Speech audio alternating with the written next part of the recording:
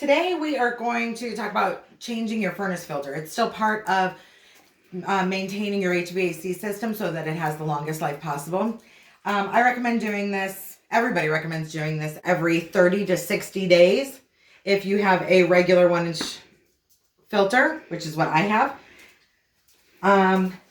Before I take the old one out, I'm going to note a couple of things. Number one, I'm going to note the size on it, which is right here, 16 by 25 by 1, which is a common size. I'm also going to note, which is more important, the airflow direction.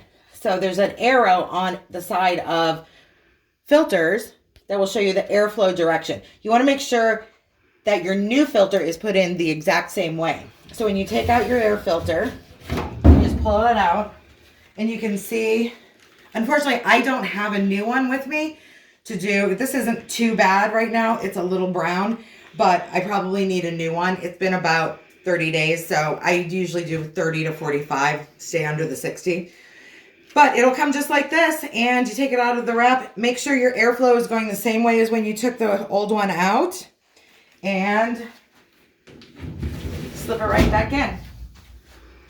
If you stay on top of this, it will lengthen the life of your furnace. It's a great way to take care of it.